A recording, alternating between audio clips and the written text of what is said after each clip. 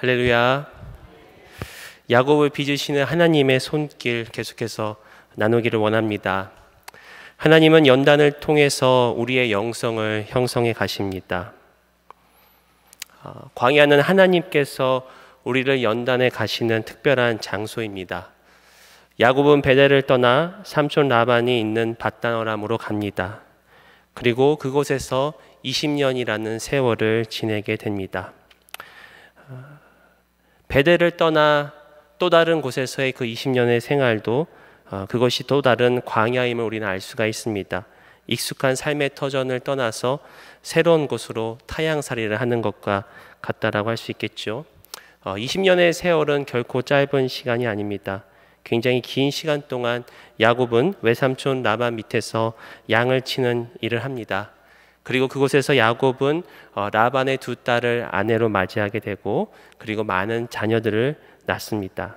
나중에는 많은 재산을 갖게 되어 제법 부를 누리게 되는 것을 우리가 알 수가 있지요. 창세기 30장 43절에 이에 그 사람이 매우 번창하여 양떼와 노비와 낙타와 나귀가 많았더라. 빈손으로 청년으로 온 야곱이 그렇게 수많은 가족들을 누리고 또 부가 쌓이게 된 것은 실로 놀라운 일이 아닐 수가 없습니다. 하나님 이렇게 야곱을 물질적으로 축복하셔서 또한 축복의 통로로 준비하시는 것을 우리가 알 수가 있지요. 그러나 야곱은 그 20년 동안 그리 평탄한 삶을 살지는 않았습니다. 야곱의 삶을 말씀을 통해 보면은 마치 드라마를 보는 것 같은 그런 모습들을 보게 됩니다.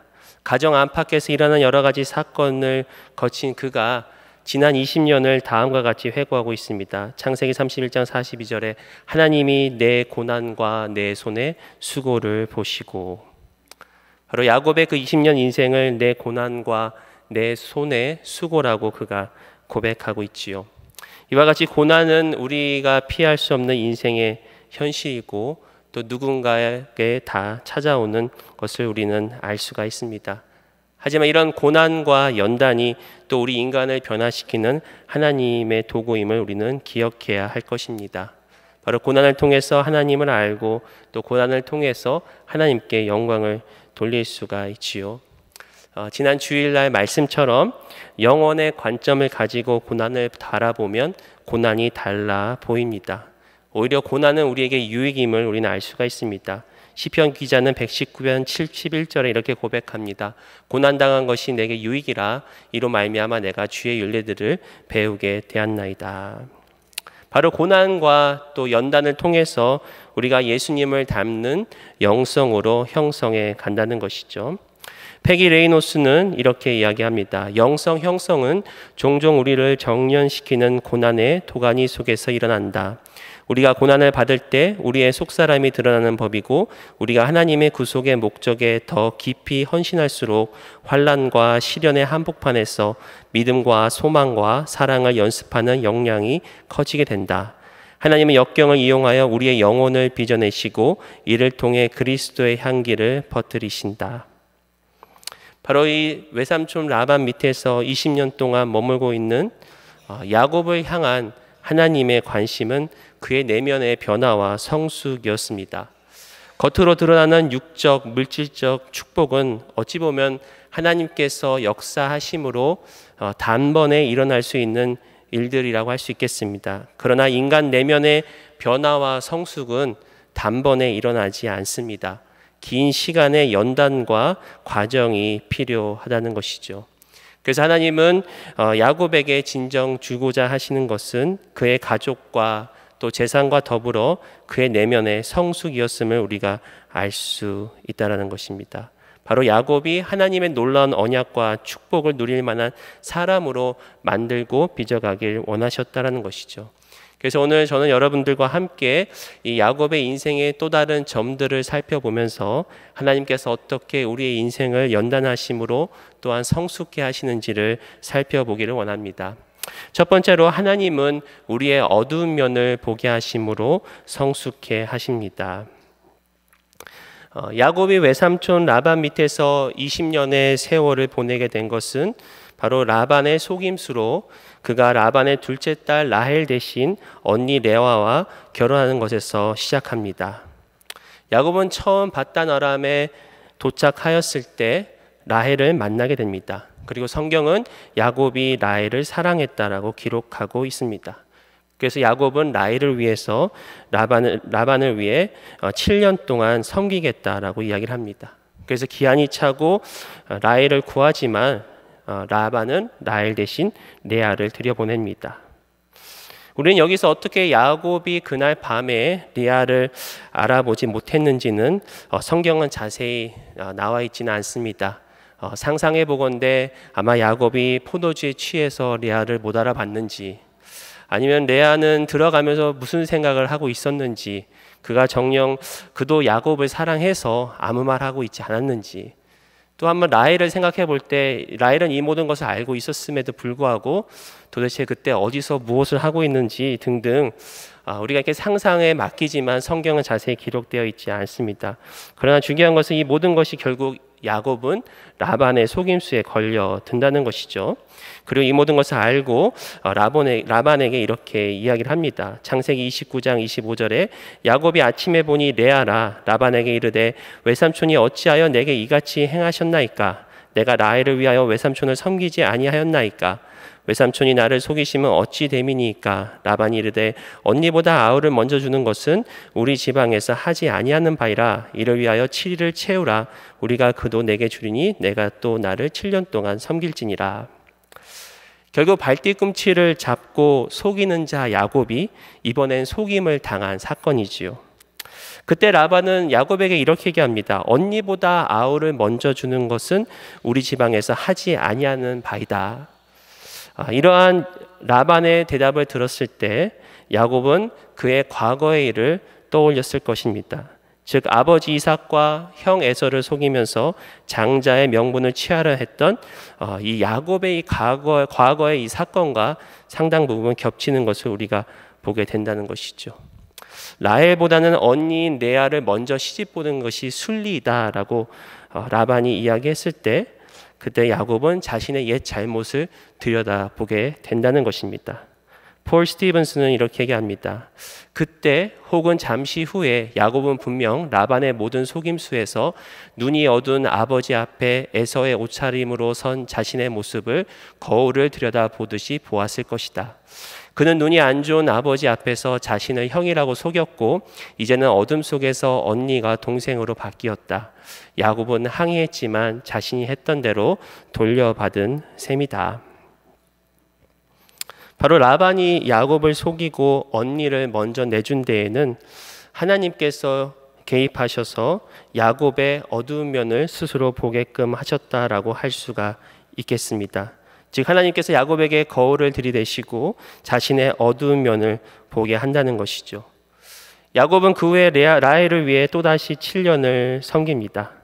그리고 라반은 계속해서 야곱을 괴롭히면서 또 그의 삭을 10번이나 바꾸었다고 성경엔 기록되어 있습니다. 이렇게 이루어진 야곱의 가정 또한 야곱에게는 수고와 또 고생의 길이었습니다. 그의 아내 레아와 라헬은 이제 아들 낳기 경쟁을 들어갑니다. 또 이를 위해 또 밤마다 야곱을 쟁취하려고 합니다.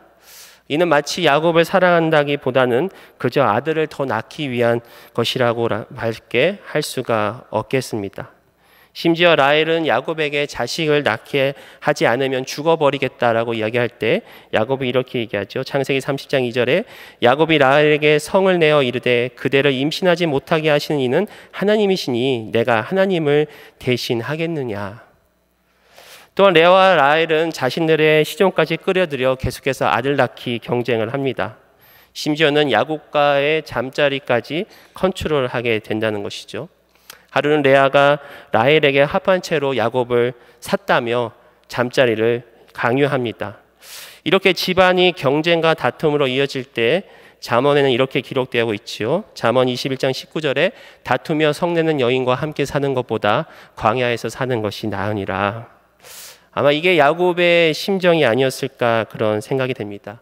그러나 이러한 가정의 불화 또 경쟁 또 이러한 것도 결국 야곱이 겪었던 그런 과거의 모습을 보게 한다는 것이죠. 형 에서로부터 장자의 명분을 빼앗고 또 아버지에게 축복을 받으려고 경쟁하던 그런 모습들이 이 야곱의 가정에게도 그대로 이어지고 있다라는 것입니다. 이 모든 것을 통해서 야곱은 자기 자신의 그런 어두운 면을 보게 된다는 것이죠. 그리고 그 어두운 면을 통해서 내 안에는 전적인 선한 것이 없음을 깨닫고 하나님의 은혜를 또 의지하며 나아가게 된다는 것입니다. 이처럼 하나님은 우리의 어두운 면을 보게 하십니다. 그리고 그것을 통해서 끊임없는 하나님의 은혜를 우리에게 상기시켜 주십니다. 바로 우리가 성숙할 수 있는 것도 전적인 하나님의 은혜이기 때문에 우리는 하나님을 바라보고 하나님을 붙잡도록 주님께서 이끌어 주십니다. 바울은 로마에서 이렇게 고백하죠. 죄가 더한 곳에 은혜가 더욱 넘쳤나니.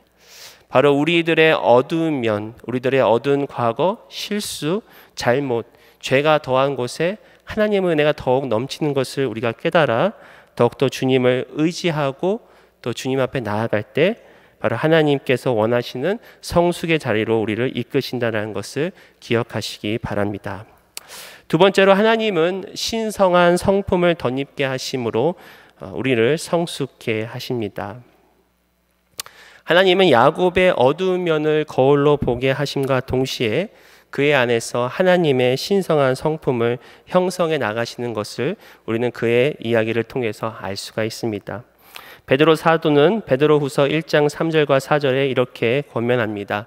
그의 신기한 능력으로 생명과 경건에 속한 모든 것을 우리에게 주셨으니 이는 자기의 영광과 덕으로서 우리를 부르신 이를 알므로 말미암음이라.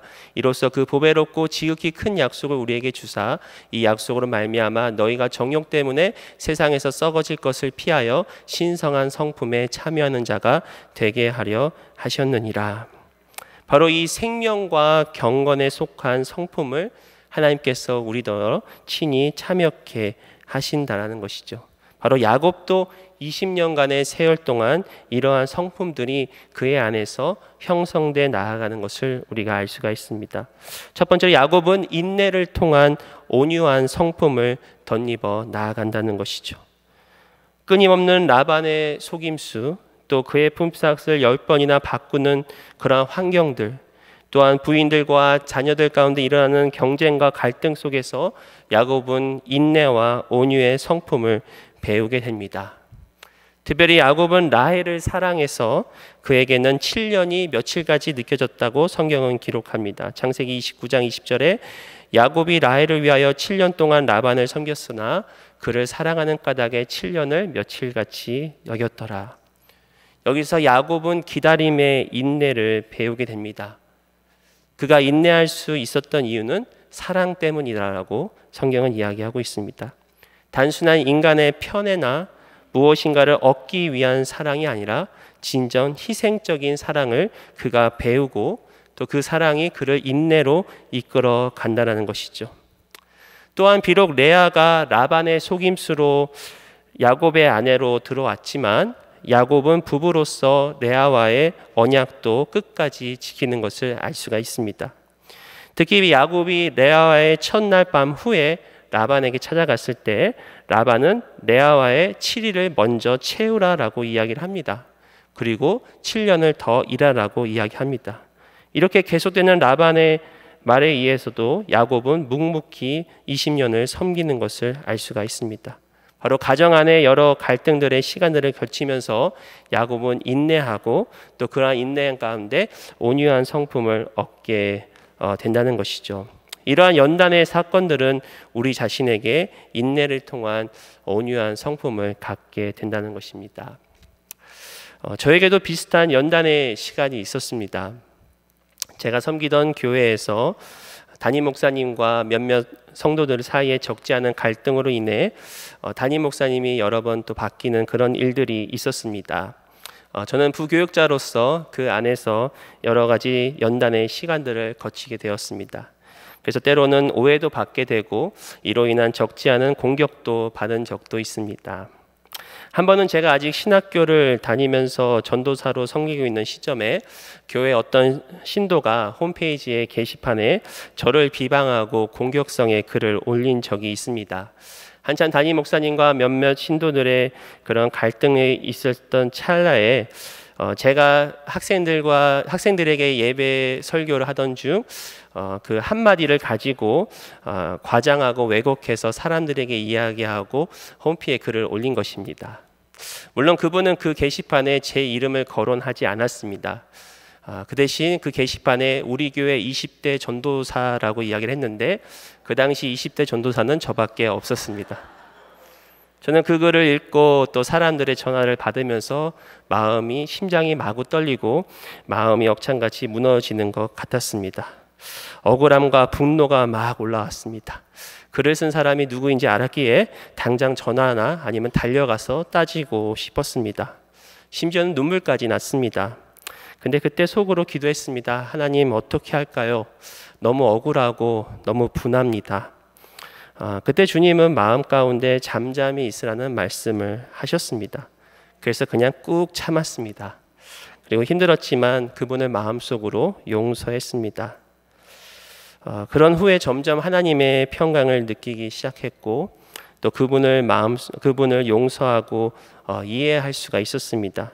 심지어 그분을 향한 긍휼의 마음도 생기게 되었습니다. 제가 이렇게 아무런 대꾸도 하지 않자 주위의 성도님들이 저를 이해해 주기 시작했고 다시 인정해 주기 시작했습니다. 이 사건은 저에게 놀라운 경험이었고 연단의 시간이었습니다. 그날 이후로 온유에 대해서 많이 배우는 그런 시간이었습니다. 그래서 아직은 많이 부족하지만 어느 정도 이렇게 다른 사람들을 품을 수 있는 마음을 갖게 된 것 같습니다. 그 뒤로도 계속해서 어려움과 갈등과 또 연단의 시간들이 있었지만 하나님 그때마다 인내하게 하시고 온유한 성품을 가르쳐 주셨습니다. 이와 같이 우리는 연단을 통해서 인내와 온유를 배울 수가 있습니다. 바로 예수님께서도 예수님을 십자가 못 박는 저들을 향하여 저들을 용서하고 끝까지 참으신 것처럼 저와 여러분도 동일하게 이러한 인내와 온유 또 다른 사람은 긍휼히 여기는 그러한 마음을 갖기를 소원합니다. 두 번째로 야곱은 성실함의 성품을 덧입어 나가는 것을 알 수가 있습니다. 야곱은 20년간 부지런히 일했습니다. 그가 얼마나 성실히 일하였는지는 그의 고백을 통해서 알 수가 있습니다. 창세기 31장 38절 보시면 내가 이 20년을 외삼촌과 함께 하였거니와 외삼촌의 암양들이나 암염소들이 낙태하지 아니하였고 또 외삼촌의 양떼의 수량을 내가 먹지 아니하였으며 물려 찢긴 것은 내가 외삼촌에게로 가져가지 아니하고 낮에 도둑을 맞았든지 밤에 도둑을 맞았든지 외삼촌이 그것을 내 손에서 찾았으므로 내가 스스로 그것을 보충하였으며 내가 이와 같이 낮에는 더위와 밤에는 추위를 무릅쓰고 눈 붙일 겨를도 없이 지냈나이다. 그가 얼마나 양들을 열심히 돌보았는지 암양들이나 암염소들이 낙태하지 아니하였다라고 고백을 하죠. 그는 양들을 키우면서 목자의 마음을 배운 것 같습니다. 리더에게 필요한 마음 중 하나가 바로 이 목자의 마음이죠. 양도를 돌봄을 통해서 돌봄의 마음을 그가 배울 수 있었다는 것이죠. 또한 야곱은 성실함과 정직함을 배워 나갔습니다. 외삼촌의 양떼의 수량을 개인적으로 먹지 않았다라고 고백합니다. 물려 찢긴 것이나 도둑 맞은 것은 직접 찾거나 스스로 보충하였다라고 그가 이야기하고 있습니다. 즉 누가 보든 안 보든 야곱은 그곳에서 성실하고 정직하게 일하였다는 것을 우리가 그의 고백을 통해서 알 수가 있지요. 에서에게 팥죽을 팔거나 또 이삭의 눈을 속였던 야곱과는 전혀 다른 모습을 우리는 보게 됩니다. 바로 이 성실과 또 정직함을 합쳐서 영어로는 인테그리티라고 합니다. 인테그리티는 탁월한 사람으로 성장하는데 필요한 중요한 성품이지요. 바로 많은 리더들이 필요한 이 인테그리티가 또 야곱을 통해서 나타나는 것을 우리가 알 수가 있습니다. 그는 또한 낮과 밤을 가리지 않고 눈 붙일 겨를도 없이 그의 맡은 바 일에 충실했다라고 그가 고백을 하고 있습니다. 20년간 그는 지속적으로 성실하게 일을 하였다라는 것입니다. 우리는 어떠한 일을 할 때 잠깐 반짝 할 수는 있습니다. 그러나 진짜 실력은 아무도 보지 않을 때 지속적으로 꾸준히 해 나갈 때 있다라고 할 수 있겠죠. 야곱은 이러한 성실한 성품을 그가 매일 양치는 일을 통해서 이루어 나갔다는 것입니다. 비록 연단의 20년이었지만 그 20년은 한 족장의 가장으로서 그리고 하나님 나라의 백성으로서 갖추어야 할 탁월한 성품을 빚어 나가고 있었다는 것이죠. 세 번째로 야곱은 믿음의 사람으로 성장해 나가는 것을 우리가 알 수가 있습니다. 야곱은 연단의 시간 가운데 하나님의 개입하심을 경험하게 됩니다. 그가 라반 밑에서 일하면서 하나님께서는 친히 복을 주셨다라고 이렇게 고백합니다. 창세기 30장 30절에 내가 오기 전에는 외삼촌의 소유가 적더니 번성하여 때를 이루었으니 내 발이 이르는 곳마다 여호와께서 외삼촌에게 복을 주셨나이다. 또한 그가 라반에게 자신의 품삯을 다음과 같이 요구합니다. 30장 31절에 라반이 이르되 내가 무엇으로 내게 주랴? 야곱이 이르되 외삼촌께서 내게 아무것도 주시지 않아도 나를 위하여 이 일을 행하시면 내가 다시 외삼촌의 양떼를 먹이고 지키리이다. 오늘 내가 외삼촌의 양떼를 두루 다니며 그 양 중에 아롱진 것과 점 있는 것과 검은 것을 가려내며 또 염소 중에 점 있는 것과 아롱진 것을 가려내리니 이 같은 것이 내 품삯이 되리이다. 여기서 야곱은 라반에게 재미있는 제안을 합니다. 첫 번째로 라반에게 아무것도 주지 말라라고 이야기를 합니다. 단지 라반의 양들 중에 아롱진 것과 점 있는 것 그리고 검은 것을 가려달라고 합니다. 또한 염소 중에는 점 있는 것과 아롱진 것을 가려달라고 합니다. 우리가 일반적으로 알지만 중동 지방의 양들은 대부분 하얀 양들이죠. 그리고 염소는 대부분 검은 염소라고 합니다. 즉 보통 정상적인 양과 염소가 아닌 아롱진 것과 점이 있는 것들을, 즉 흔하지 않은 것들을 달라고 지금 야곱이 요청하고 있습니다. 또한 야곱은 계속해서 라반의 양떼를 지키겠다고 본인이 고백을 하지요. 자신의 양떼를 돌보는 것이 아니라 삼촌 라반의 양떼를 계속 치겠다는 것입니다. 그래서 라반은 전혀 손해보지 않는 제안이기 때문에 흔쾌히 그것을 승낙합니다. 그리고 또 다시 그는 꾀를 내어서 지금 그가 가지고 있는 양들 중에 또 염소들 중에 점 있는 것과 아롱진 것들을 그의 아들들에게 맡깁니다. 그리고 야곱이 치는 양떼들과는 사흘길을 분리시키는 것을 우리가 말씀을 통해서 알 수가 있지요. 34절부터 36절에 라반이 이르되 내가 내 말대로 하리라 하고 그날에 그가 수염송주 얼룩무늬 있는 것과 점 있는 것을 가리고 암 염소 중 흰 바탕에 아롱진 것과 점 있는 것을 가리고 양 중에 검은 것들을 가려 자기 아들들의 손에 맡기고 자기와 야곱 사이를 사흘 길이 뜨게 하였고 야곱은 라반의 남은 양떼를 치니라. 바로 야곱이 라반의 남은 양떼를 칠 때는 그때는 하얀 양과 검은 염소밖에 없었다라는 것입니다. 근데 여기서 우리는 다 아시지만 야곱은 하나님께서 주신 아이디어로 이 하얀 양들과 검은 염소 사이에서 아롱진 것과 점 있는 것들을 낳기 시작합니다. 어찌 보면 이 모든 이 사건들이 참 우리가 유전학적으로는 이해할 수 없는 그런 사건들을 우리가 보고 있습니다. 이는 하나님께서 개입하셨기 때문에 또한 하나님께서 역사하셨기 때문에 이루어진 일이라고 할 수가 있지요. 우리가 여기서 배울 수 있는 것은 이만큼 야곱은 믿음으로 성장해 나갔다는 것입니다. 그는 외삼촌 라반이 자기를 속였고 또 꾀를 내는 자에게 알았기 때문에 이런 제안을 하지 않으면 그가 허락하지 않을 것을 알았습니다. 그래서 전혀 불가능하게 보이는 일들을 제안하고 또 그것을 친히 하나님께 맡겼을 때 하나님께서 그 일들을 이루어 나가셨다라는 것입니다. 그래서 야곱이 라반을 떠나기 전에 그는 꿈에서 하나님께서 그에게 이러한 양들과 염소들을 보여주었다고 고백을 합니다. 바로 하나님께서 그 약속을 실제로 이루어 나갔다는 것이죠. 라반이 10번의 품삯을 바꿨음에도 불구하고 계속해서 번창하고 양떼와 노비와 낙타가 심히 많아졌다라는 것입니다. 바로 이처럼 연단은 우리를 불가능한 상황 가운데서 믿음을 갖게 합니다. 라반의 속임수와 꾀를 덤덤히 믿음으로 이겨 결국 형통하게 된 야곱처럼 하나님은 우리에게도 연단 가운데 믿음을 주시고 성숙해 하시는 것입니다. 그리고 결국은 형통케 하심을 믿으시길 바랍니다. 이와 같이 하나님께서는 우리들에게 또 이러한 성품들을 덧입혀 주시고 계속해서 빚어 나가신다는 것을 우리가 알 수 있지요. 또 세 번째는 하나님은 어두운 밤을 지나가게 하심으로 깊은 영성을 성숙해 하시는 것을 우리는 알 수가 있습니다. 이 야곱의 20년의 연단의 시간 가운데 야곱은 자신의 어두운 면을 보고 또 새로운 하나님의 그런 성품들을 덧입는 모든 과정들이 어떻게 보면은 영혼의 어두운 밤을 지나가는 과정이라고 할 수가 있겠습니다. 성경에는 이 20년의 기간 동안 야곱이 특별히 하나님을 만났거나 하나님과 교제하였다라고는 기록에 나와 있지 않습니다. 특히 그의 조부 아브라함처럼 야곱이 하나님께 제단을 쌓고 여호와 하나님의 이름을 불렀다라는 기록은 나와 있지 않습니다. 물론 성경이 모든 것을 기록하지 않았기 때문에 우리가 정확하게 야곱이 어떠한 신앙생활을 했는지는 정확하게 알 수는 없지만 아마 야곱은 베델에서 같은 그런 하나님과의 특별한 만남을 경험하지는 못한 것 같습니다.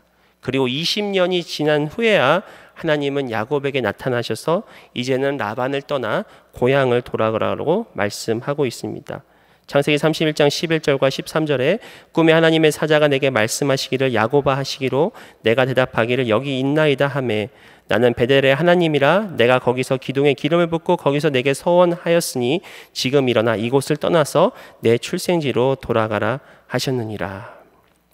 바로 이 20년 연단의 시간은 야곱에게 고난과 수고와 더불어 영혼의 메마른 어두운 시간이었다라는 것이죠. 특별히 하나님께서 야곱을 통해 민족을 이루게 하시고 또 야곱을 돌아오게 하시겠다라고 말씀하셨지만 20년의 상당히 긴 시간 동안 하나님의 약속은 이루어지지 않은 것 같았습니다. 우리가 살면서 가장 힘든 것 중 하나가 하나님의 역사를 경험하지 못하고 또 하나님의 약속이 더디어진 것 같을 때이지 않습니까? 이렇듯 하나님께서는 침묵하시고 옆에 계시지 아니한 것 같은 그런 시간들을 영성가들은 영혼의 어두운 밤이라고 표현을 합니다. 이 어두운 밤은 우리 모든 믿는 자들에게 찾아오는 신앙의 여정이라고 할 수 있겠습니다. 우리가 일반적으로 처음 예수님을 만나고 또 은혜를 체험하면 은혜의 감격 가운데 살게 됩니다. 그리고 그 감격은 얼마 동안 지속하게 되지요. 예배를 드릴 때마다 찬양을 할 때마다 또 말씀을 들을 때마다 그런 우리는 늘 감격과 그런 감동들로 시간들을 보냅니다. 그러나 어느 정도 시간이 지나면 그러한 감동들이 사그러질 때가 있지요. 예전처럼 감격도 없어지는 것 같습니다. 그저 신앙생활과 예배가 습관처럼 되는 것 같다라는 것이죠. 기도를 해도 바로바로 응답이 안 되고 설교를 들어도 예전처럼 잘 들리지 않습니다. 때로는 졸립기까지 합니다. 더 나아가는 무엇인가 채워지 않는 그런 답답함과 메마름 가운데 살아가는 그런 시간들이 있다라는 것이죠. 우리는 흔히 이럴 때 믿음이 떨어졌다, 또 은혜가 떨어졌다라고 이야기를 하죠. 그래서 더 열심히 기도하고 또 열심히 말씀을 보려고 합니다.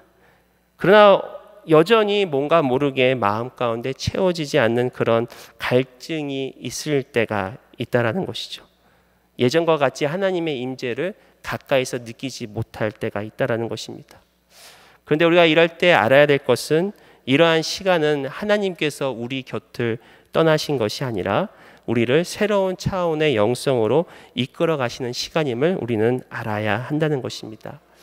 우리가 신앙의 초보자일 때는 하나님은 우리에게 영적인 경험과 즐거움을 통해서 은혜를 주십니다. 이것은 마치 아이에게 먹이는 어머니의 젖과 같습니다. 하지만 아이가 자라서 엄마의 젖을 떼고 단단한 음식을 먹어야 하듯이 우리가 영적으로도 동일하게 단단한 음식을 먹어야 한다는 것이죠.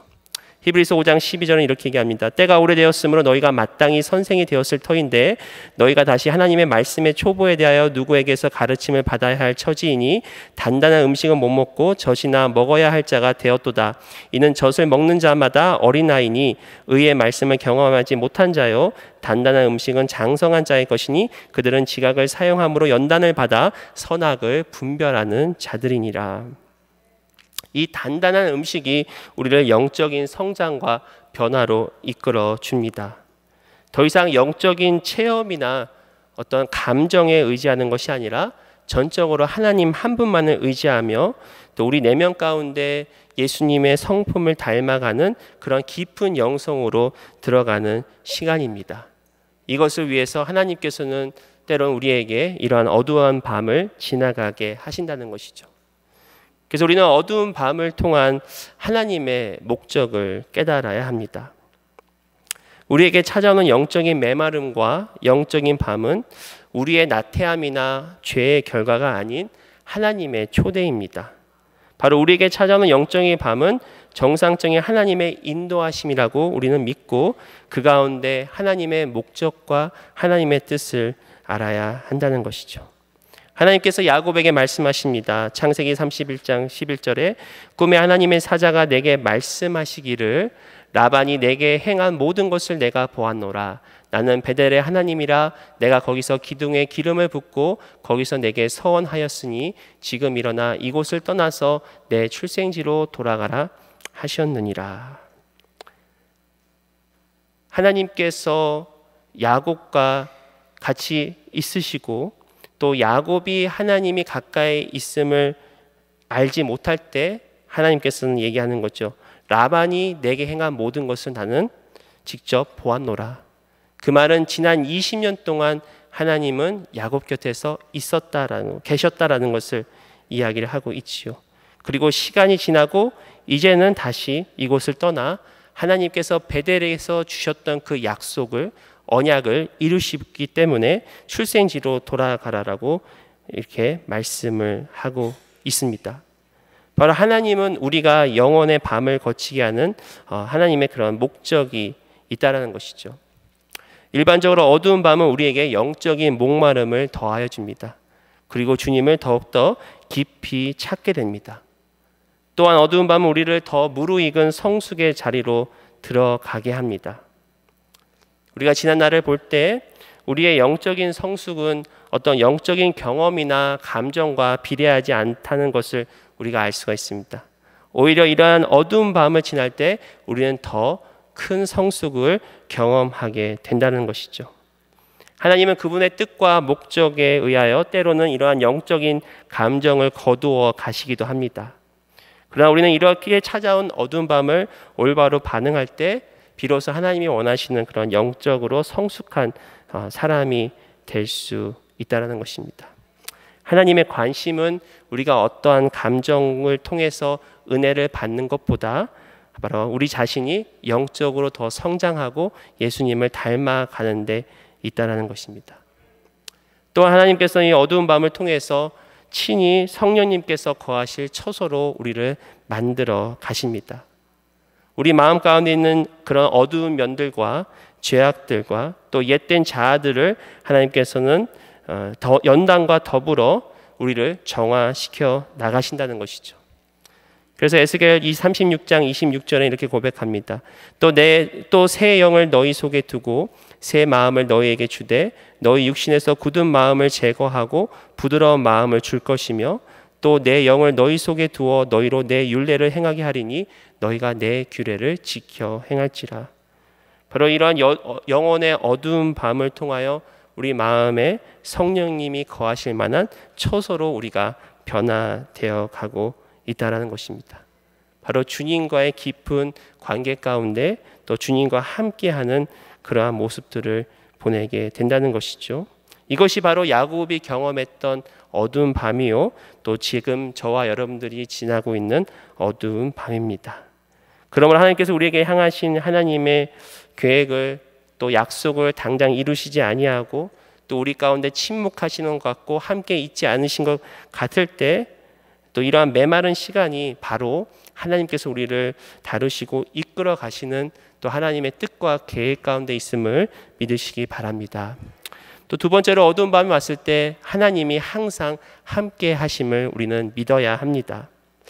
아까도 말씀드렸지만 어두운 밤이 찾아올 때는 하나님이 계시지 않은 것 같고 하나님이 침묵하신 것 같이 느껴집니다. 그러나 하나님은 우리를 떠나지 아니하셨고 또 항상 우리와 함께 하심을 우리는 알아야 한다는 것이죠. 하나님은 이미 야곱에게 베델에서 이렇게 약속하셨습니다. 28장 15절에 내가 너와 함께 있어 내가 어디로 가든지 너를 지키며 너를 이끌어 이 땅으로 돌아오게 할지라 내가 내게 허락한 것을 다 이루기까지 너를 떠나지 아니하리라 하신지라. 앞에도 말씀드렸지만 야곱은 이 약속의 말씀을 믿었습니다. 그리고 하나님의 개입하심을 그가 경험하고 믿음으로 성숙하게 되었다는 것이죠. 그래서 야곱은 라반에게 이렇게 고백합니다. 창세기 31장 42절에 우리 아버지의 하나님 아브라함의 하나님 곧 이삭이 경외하는 이가 나와 함께 계시지 아니하셨더라면 외삼촌께서 이제 나를 빈손으로 돌려보내셨으리라마는. 바로 그가 20년의 생활 동안 그는 하나님께서 그와 함께 하셨다라는 믿음을 가지고 있었다라는 것이죠. 토마스 머튼은 우리에게 이렇게 얘기합니다.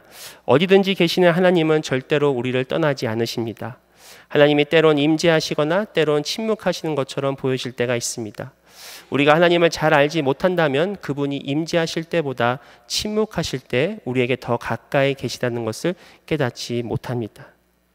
즉 하나님께서 우리가 하나님이 임재하신 것처럼 느낄 때보다 하나님이 침묵하시고 부재하실 것처럼 우리가 느낄 때 하나님 우리와 더 가까이 계심을 믿으시길 바랍니다.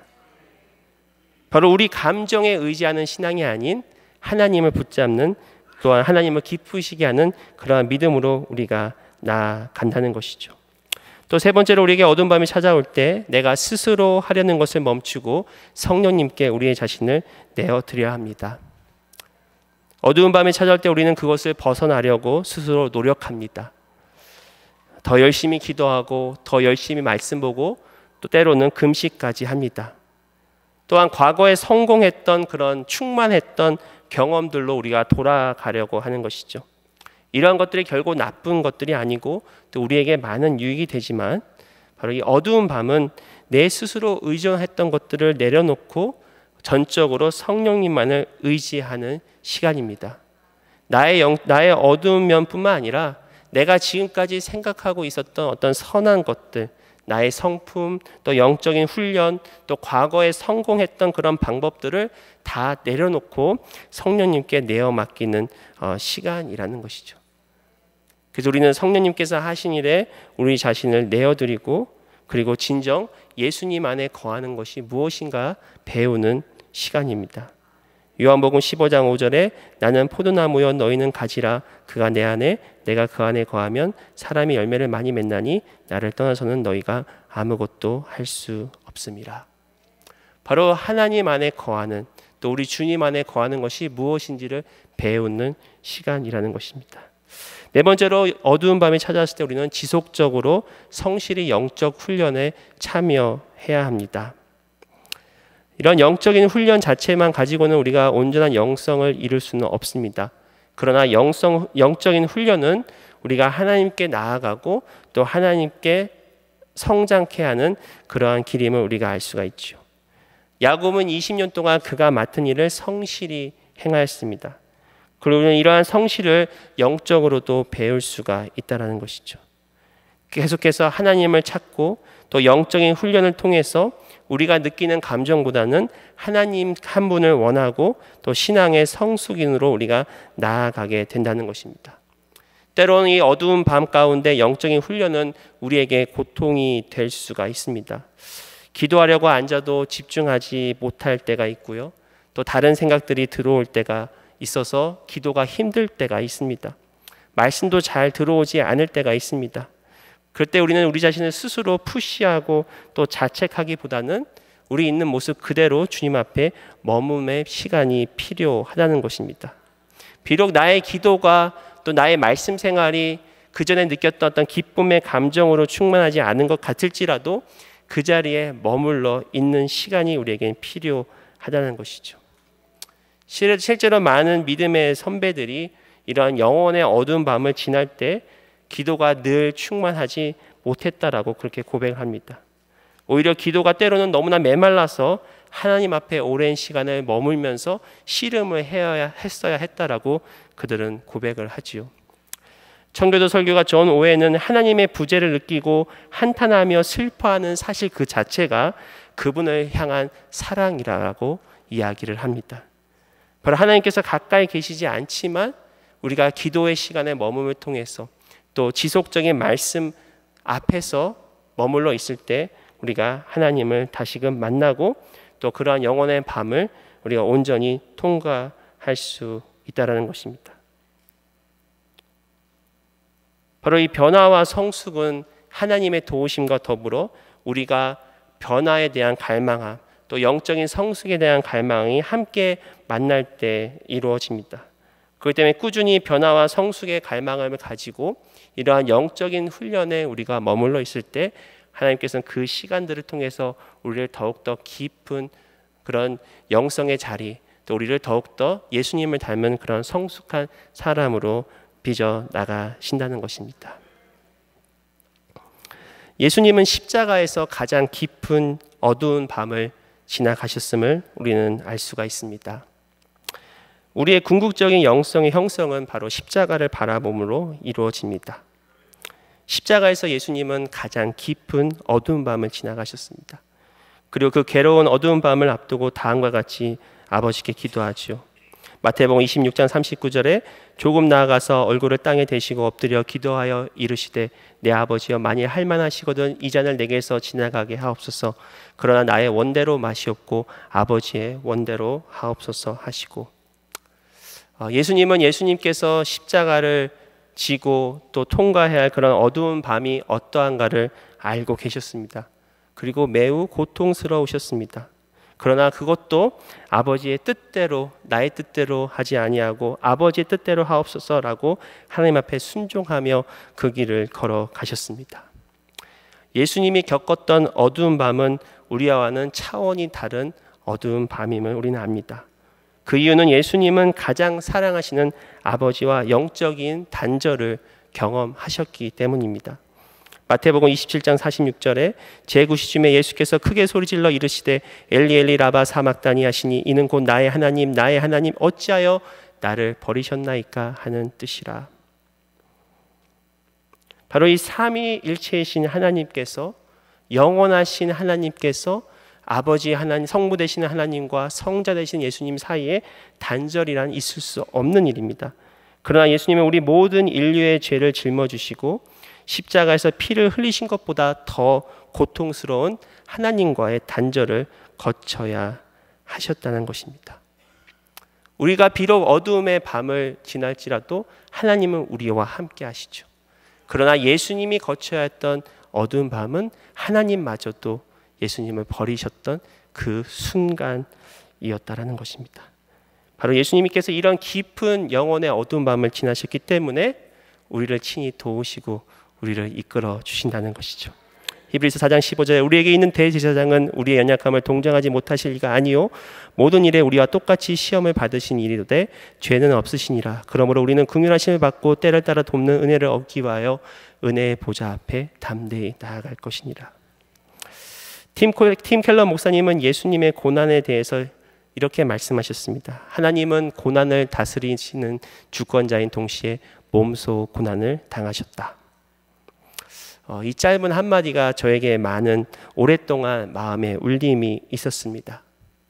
하나님은 친히 주권자이신 동시에 우리를 위하여 우리보다 더 큰 우리가 경험할 수 없는 그러한 고난과 영혼의 어두운 밤을 지나가셨다는 것입니다. 그렇기 때문에 고난에도 의미가 있음을 우리가 알고 심지어 그 고난의 뜻을 전혀 가늠하지 못할지라도 우리는 주님을 의지하고 주님을 신뢰할 수가 있습니다.